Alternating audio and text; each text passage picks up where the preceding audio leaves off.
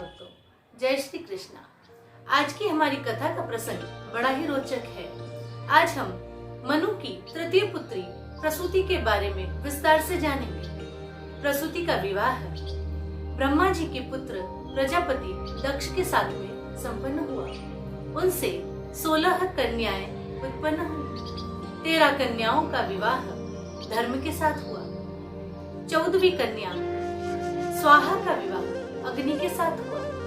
15वीं कन्या स्वादा का विवाह पितर के साथ हुआ और 16वीं कन्या सती, उसका विवाह हुआ भगवान भोलेनाथ के साथ। ओम नमः शिवाय। भगवान शंकर की जय हो। अब स्वाहा ने अपने पति अग्नि से कहा कि मैं चाहती हूँ कि जहाँ जहाँ भी आप उपस्थित हो मैं भी वहाँ पर याद की जाऊं, मेरा भी नाम वहाँ पर स्मरण किया जाए। तब अग्निदेव ने कहा कि चलो ठीक है, आज से मैं तुम्हें ये वरदान देता हूँ, मैं तुम्हें ये वचन देता हूँ कि जहाँ पर भी यज्ञादि में मुझे जब जो है उपस्थित किया जाएगा, साथ में तुम्हारे बिना वो यज्ञ संपूर्ण नहीं माना जाएगा। तो हम आज भी जब यज्ञादि करते हैं तो उसमें स्वाहा जरूर बोलते हैं। स्वाहा का मतलब होता है हमारे हाथ में जो भी सामग्री है वो अग्नि के मुख तक समर्पित करना। तो इस तरह से उन 16 कन्याओं का विवाह संपन्न हुआ। एक बार की बात है, प्रजापति दक्ष ने एक सभा का आयोजन किया। उसमें कई देवतादि गण उपस्थित हुए। भगवान शंकर, ब्रह्मा जी और भगवान विष्णु सभी वहां पर उपस्थित थे।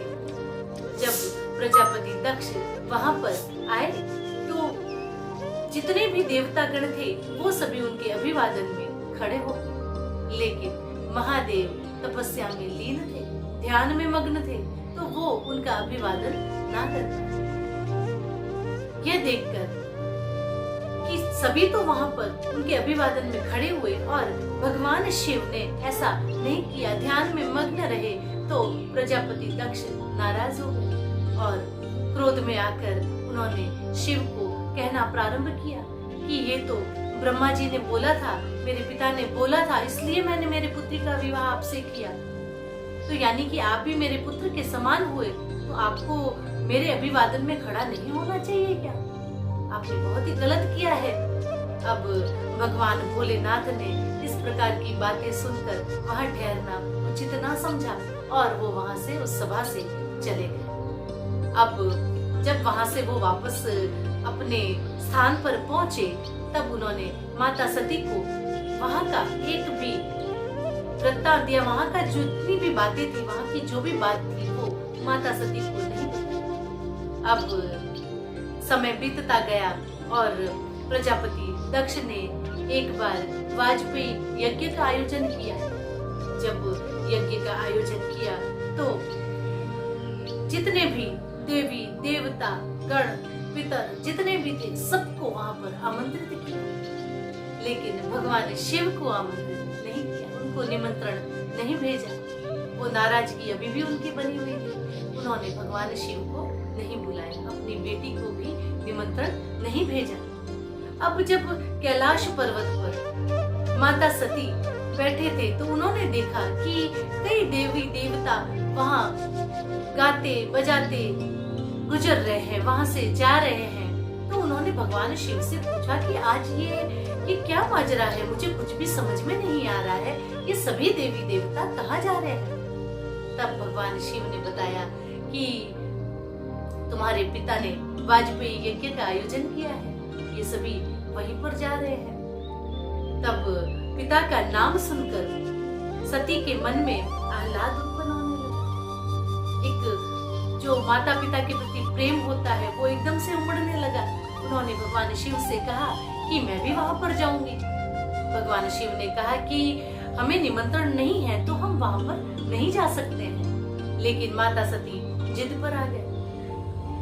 अब भगवान शिव ने कहा कि तुम नहीं जानती हो कि इस प्रकार की घटना जो है मेरे साथ हो चुकी है, शायद इसी बात से तुम्हारे पिता नाराज है तो हमको निमंत्रण नहीं भेजा है। लेकिन मायके का नाम सुनकर कहाँ वो मानने वाली थी, माता सती जिद पर अड़ गई कि मैं तो जाऊंगी ही जाऊंगी। अब उन्होंने भगवान शिव से पूछा कि अगर मैं वहां चली गई तो क्या हो जाएगा, पिता के घर जाने में कैसी आज्ञा लेनी। तब भगवान शिव ने उन्हें बताया कि अगर तुम वहां पर गई तो तुम्हारी मृत्यु भी हो सकती है। इतना बताने के बावजूद सती माता जो है असमंजस में पड़ गई कि अब मैं क्या करूं, पिता के घर जाना भी है और पति की आज्ञा को भी पालन करना है। अब वो विचार में पड़ी हुई थी। भगवान महादेव ध्यान में लीन थे। उन्होंने ध्यान में मग्न होते देख लिया कि माता सती का मन तो वहां पर पहुंच गया है, केवल उनकी काया यहाँ पर है। अब तुरंत उन्होंने अपने नंदी को बोला कि जाओ नंदी, सती को जो है, माता सती को जो है, तुम जाकर उनके पिता के वहां पर छोड़ कर आओ। अब माता सती बड़ी प्रसन्न मन से वहां पर पिता के घर पर पहुंच गई। पिता भवन जब गई भवानी, तच्छ त्रास को नासन मानी। पिता भवन जब गई भवानी, नंदी तो उन्हें वहां पर छोड़कर चले गए। लेकिन जब वो भवानी माता सती पिता के घर पर पहुंची तो उन्हें दक्ष ने, राजा दक्ष ने, प्रजापति दक्ष ने उन्हें बिल्कुल भी सम्मान नहीं दिया। सिर्फ माता उनसे आकर मिली और उनकी बहन ने उनका अभिवादन किया। पिता तो नाराज थे, तो वो उन्हें जो है बिल्कुल भी प्रेम भरी नजरों से नहीं देखा। अब इसके बावजूद उन्होंने, प्रजापति दक्ष ने आकर उनके माता सती को बोला कि तुम्हें इतना भी नहीं मालूम है कि अगर निमंत्रण ना हो तो किसी के यहाँ नहीं जाते। अब ऐसी बात सुनकर जो है आश्चर्य में पड़ गई माता सती कि पिता के घर पर भी कहीं निमंत्रण की आवश्यकता होती है क्या।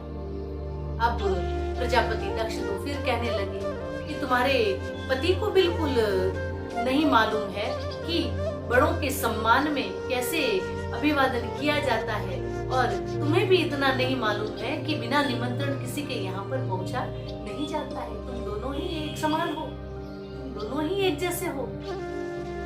ये अपमान जो है माता सती सहन ना कर पाई।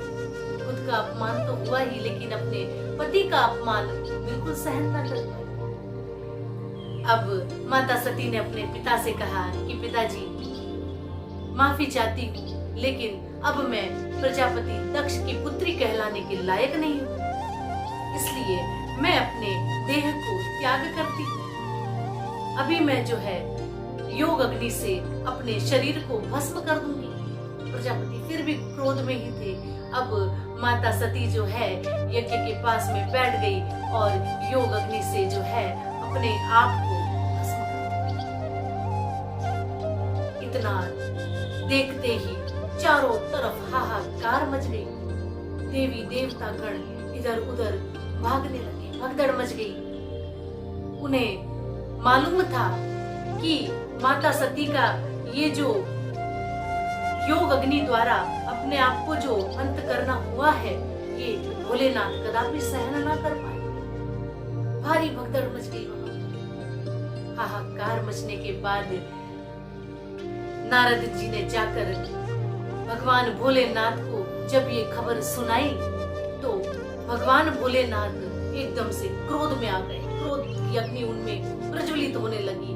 वो तुरंत वहां पर खड़े हुए और अपनी जटाओं में से एक बाल निकालकर जमीन पर पटका और उससे एक जो है गण को उत्पन्न किया। जाओ तुम अभी जाकर जो है मेरा त्रिशूल लेकर जाओ और मेरी पत्नी सती, जिनके कारण जो है, जिस वजह से उसका अंत हुआ है, उसने अपने आप को जो है योग अग्नि से भस्म कर दिया है, उस कारण को ही मिटाकर आ जाओ। जाओ तुम मेरा त्रिशूल लेकर जाओ। और जो है भगवान भोलेनाथ तांडव करने लगे। क्रोध की अग्नि से चारों तरफ जो है हाहाकार मच गई। अब वो गण भगवान भोलेनाथ का त्रिशूल लेकर उस स्थान पर पहुंचा जहां पर वाजपेयी यज्ञ हो रहा था। वहां पर जाकर उस गण ने भी तांडव मचा दिया। हर चीज को तोड़ फोड़ करने लगा, यज्ञ को नष्ट करने लगा। जितने भी लोग सामने आते उनको अंग भंग करने लगा। कोई अगर उसे घूरती नजरों से देख रहा है तो उसकी आंखों को फोड़ दिया। भृगु ऋषि जिसने इस यज्ञ का आयोजन किया था वो उसके सामने देख रहे थे, दाढ़ी पर हाथ फेर रहे थे, उनकी दाढ़ी मूंछ को उखाड़ कर फेंक दिया। इतने में प्रजापति दक्ष उस गण के सामने आते हैं और वो गण जो है त्रिशूल से उस राजा का, प्रजापति दक्ष का जो सिर है वो धड़ से अलग कर देता है। अब इतना होते ही सभी जो है देवी देवता भागकर ब्रह्मा जी के पास में गए।